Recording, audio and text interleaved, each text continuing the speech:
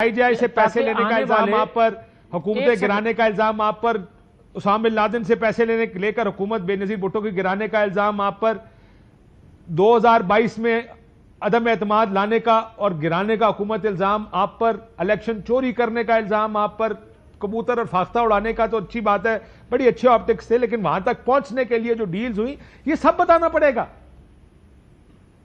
Yes, आप ठीक कह रहे हैं, मगर मुझे कहने की अगर इजाज़त दे दें, मैं ये कहता हूं कि नवाज शरीफ जब ज़बान खोलेंगे और जो राज उन्होंने आज तक राज रखे महज पाकिस्तान की बेहतरी के लिए या आने वाली नस्लों को मुश्किल से बचाने के लिए, तो अगर वो बताने पे आए हैं और मुश्किल हालात से बचाने के लिए वो बताना ज़रूरी पड़ गया है, तो फिर वो एक एक चीज़ बताएंगे जो नवाज शरीफ को मैं जानता हूं कि भले उसका नुकसान उनको सियासी तौर पे अदा करना पड़े वो कर जाएंगे, मगर जहां उनकी गलती होगी वो इतराफ़ करेंगे, मगर जो उन पे थोपा गया है वो सारा कुछ बताएंगे जो हकायक नहीं थे। सर वो ये बताएंगे, एक सवाल, क्या मियां साहब ये सच बताएंगे कौम को कि मैं इलेक्शन हार गया था 8 फरवरी को, लेकिन मुझे फिर भी जिता के MNA बनाएंगे?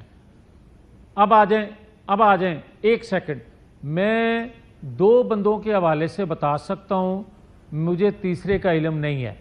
मैं 2 बंदों में से एक नवाज शरीफ का बता सकता हूं, एक अपना बता सकता हूं। ऑन ओथ बात करेंगे कि अगर हम हारे हुए हैं तो हम हार मानेंगे और धड़ल्ले से मानेंगे, और अगर हमें हराया गया है फिर ये तो काम वो भी धड़ल्ले से मानना पड़ेगा। एक ऑडिट कर दें आप हल्का NA 130 का, और ये ऑडिट कराएं स्पेशल बेंच से नहीं, सुप्रीम कोर्ट ऑफ पाकिस्तान से।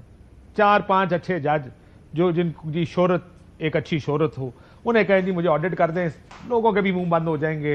130 जो मियां साहब का हल्का है वो भी ऑडिट हो जाएगा। आखिरी सवाल, और इसका जवाब दीजिएगा आप, ये जो अदलिया को तहस नहस किया है पिछले कुछ दिनों में, आईनी तरमीम हो जाए या इसका जवाब क्या है आपके पास? जो आप कहते हैं 77 साल, तो 77 साल की कहानियां ऐसी है ना, कभी एक उदारा तबाह किया, अब आपने अदलिया तबाह कर दिया, अपनी मर्जी का बेंच बनाएंगे जो हमारे फैसले करेगा ताकि हमारी हुकूमत चलती रहे। इसका जवाब भी देना पड़ेगा आपको।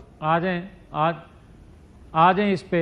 मुझे ये बताएं, जो आप मेरे पे इल्ज़ाम लगा रहे हैं कि हमने अदलिया का ढांचा तबाह किया, अदलिया को बर्बाद कर दिया, तो रैंकिंग में दुनिया में मैं लेके आया हूँ 139 नंबर पे, मैं लेके आया हूँ 140 नंबर में, 42 नंबर में से। ना पार्लियामेंट ने अपना काम किया, ना आप लोग इंसानी हकूक का तहफ़्फ़ुज़ कर पाए, ना आप इदारे बना पाए। ये आप लोगों की नाकामी है, और उसकी वजह यह है कि आप लोगों ने इदारे बनाने की बजाय अपनी हुकूमतें बनाना, ताकत लेना, पावर पॉलिटिक्स को आप लोगों ने तरजीह दी। 20 सेकंड में जवाब दें मियां साहब। अगर आप इंसानी हकूक के हवाले से सिर्फ बात करेंगे ना, तो दुनिया में इंसानी हकूक के हवाले से जो दुनिया गुल खिला रही है वो सबको पता है। हम अकेले उसे आप लोग जस्टिफाई नहीं कर लेते कि क्योंकि गजा में हो रहा है तो हम भी जस्टिफाइड है। जहां तक तल्लक है अदारों का, ये बात आपकी दुरुस्त है कि पाकिस्तान के अदारे दुनिया की रैंकिंग में कहां खड़े हैं, ये शर्मिंदगी का बायस है।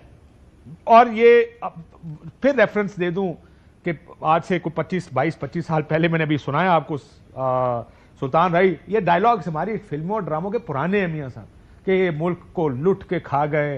ये पुराने डायलॉग है, जब आपकी हुकूमतें होती है और हर किस्म की हुकूमत आई है इस मुल्क में, ये मुल्क ठीक नहीं हुआ, लोग तरक्की करते चले गए।